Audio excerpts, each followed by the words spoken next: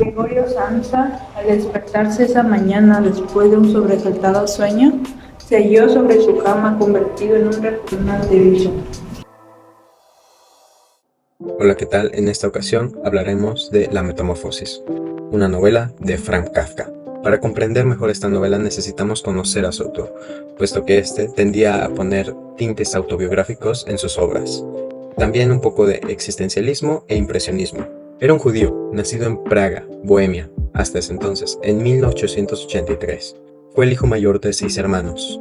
Su padre era un comerciante de telas, que tenía su marca de Cuervo, que era un juego de palabras, puesto que Cuervo se pronuncia Kafka y bastante similar al apellido de la familia, Kafka. Su madre era una mujer bastante preparada y culta, pero que ésta era sumisa, característica de las mujeres de aquella época. Tanto su madre como su padre se dedicaron eternamente a su trabajo, trabajando jornadas de hasta 12 horas por día, por lo que su infancia y su juventud fue rodeada de servidumbre. No era una familia clase alta, pero era una familia clase media, pero rodeada de desgracias. Antes de que cumpliera los 7 años, 2 de sus hermanos fallecieron, sus únicos hermanos varones, de hecho, George y Henry. Años después, durante el Holocausto, sus hermanas fallecieron, siendo la menor su mayor pérdida.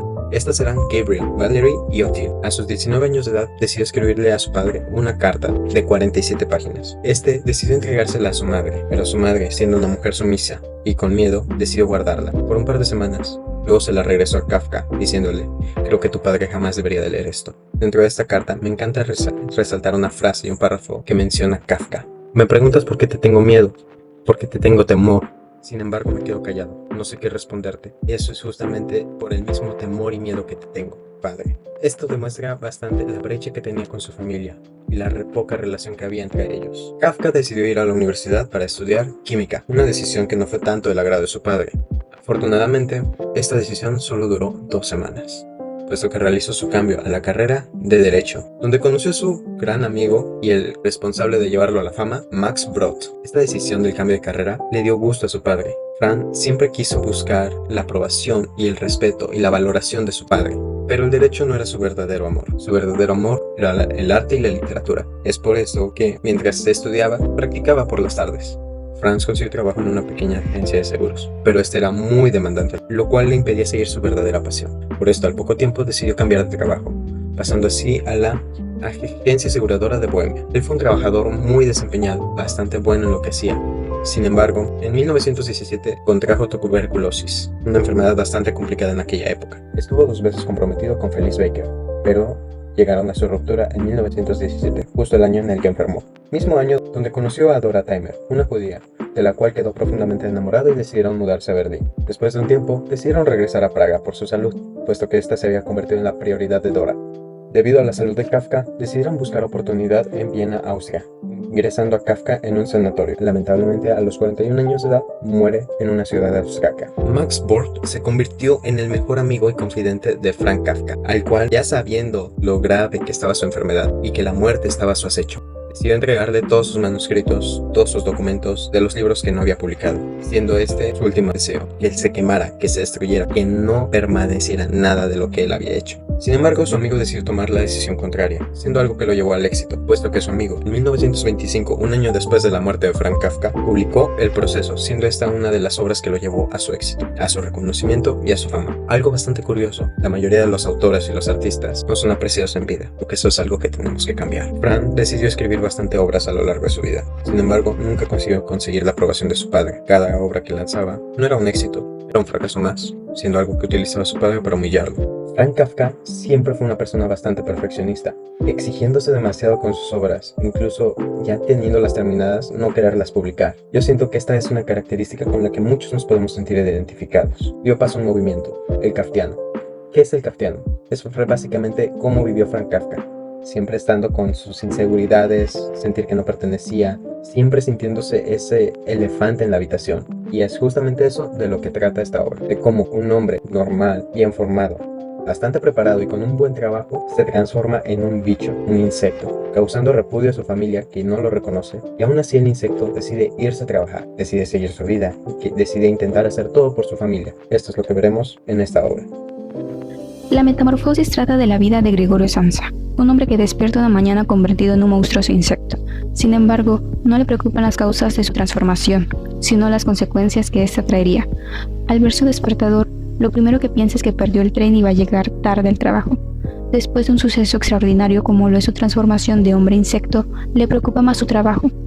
De hecho, esta es una de las primeras lecciones que Kafka nos quiere dar, el absurdo del sistema laboral actual, en donde el trabajo parece haber consumido la mayor parte de nuestra vida, dejando de lado otras cosas más importantes. Retomando la historia, en los primeros minutos de la mañana, Gregorio intenta adaptarse a su nuevo cuerpo. Sabe que tarde o temprano su familia lo buscaría en su cuarto, cosa que eventualmente ocurre, ya que su padre, madre y hermana tocan la puerta de su habitación y le preguntan que si está bien. Luego llega su jefe a buscarlo hasta la puerta de su habitación y le pregunta por qué había sido tan desconsiderado al llegar tarde al trabajo y le pide que abra la puerta. La madre, ayudando a su hijo, lo excusa diciendo que se había enfermado. Gregorio, aún dentro de su cuarto, le suplica a su jefe que no lo despida. La madre, al escuchar su voz extraña, se asusta y manda a su hija Grete a buscar un médico, ya que Gregorio no parecía tener una voz humana. Al ver que la puerta no se abría, el padre ordena a la criada buscar un cerrajero. Gregorio, al escuchar esto y temeroso de perder su trabajo, con todas sus fuerzas, lastimándose la mandíbula, gira la manija. La madre grita y el jefe, al verlo, sale despavorido de la casa. Gregorio, asustado, piensa que ha perdido su empleo, así que corre detrás de él. Su padre, pensando que Gregorio mordería al jefe, lo asusta y lo golpea con un periódico para que regrese a su habitación. Toda la familia está conmocionada y no sabe qué acaba de ocurrir. El pobre de Gregorio se queda solo en su cuarto, pensando que ya no podrá ir a trabajar, lo que supone un gran problema, ya que con su empleo de viajante comercial, Gregorio mantenía a toda su familia y pagaba la deuda de su padre. Incluso tenía pensado decirle a su hermana pequeña, Grete, que le pagaría sus clases de violín en el conservatorio el año próximo. Sin embargo, todos esos sueños se desvanecen. Una vez que la familia se calma, la hermana entra a la habitación de Gregorio y le deja un plato con pan y leche, algo que lo pone contento. Sin embargo, descubre que estos alimentos ya no le saben bien. Su nueva condición le exige otro tipo de alimentos. Al día siguiente, la hermana entra a la habitación y ve que Gregorio no había comido, así que le trae nuevos alimentos, en especial un queso descompuesto, que para sorpresa de Gregorio le fascina. Así pues, Grete parece ser quien más empatiza con la nueva condición de Gregorio, dejándole comida todos los días y limpiando su habitación. Luego, Gregorio descubre un nuevo hábito. Empieza a caminar por las paredes y por el techo. Grete se da cuenta de esto, por lo que se le ocurre la idea de mover todos los muebles de la habitación de Gregorio para que él pueda moverse libremente. Para esto, Grete le pide ayuda a su madre, y cuando empiezan a sacar las cosas de la habitación de Gregorio, este se espanta, ya que considera que quitarle sus cosas es quitarle lo último que lo hace sentir humano.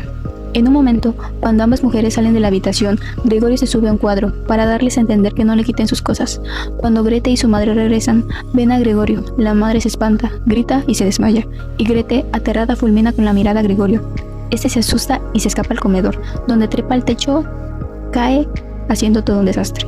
Justo en ese momento llega el señor Samsa. Al ver semejante caos, pregunta ¿qué ha pasado? Grete, asustada, le dice que Gregorio se ha escapado de su cuarto y ha entrado en el comedor. Al ver a su esposa desmayada y a su hija intentando ventilarla, el padre, furioso, vuelve al comedor y empieza a lanzarle manzanas a Gregorio. Una de ellas se incrusta en su lomo. Gregorio, gravemente herido, entra a su habitación y Grete cierra con llave la puerta. A partir de ese incidente, la relación familiar cambia por completo.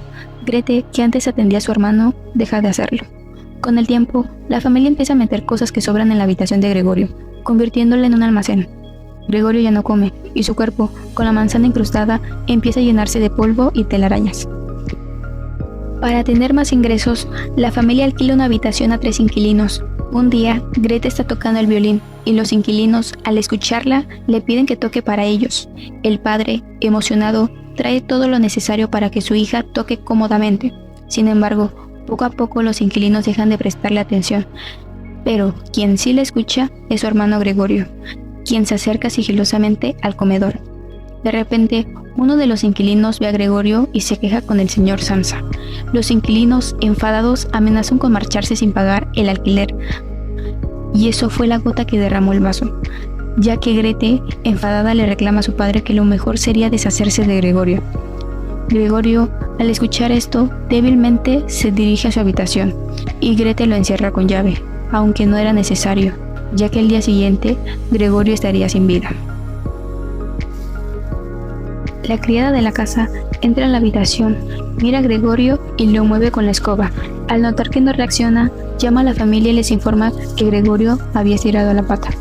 Pero ellos no le prestan mucha atención. Así que ese día la familia Sansa decide no ir a trabajar, por lo que escriben unas cartas disculpándose por no asistir al trabajo y se van a pasear en el tranvía. Mientras viajaban, miran a su hija y se dan cuenta de que se había transformado en una señorita muy hermosa y que ya era tiempo de buscarle un buen matrimonio.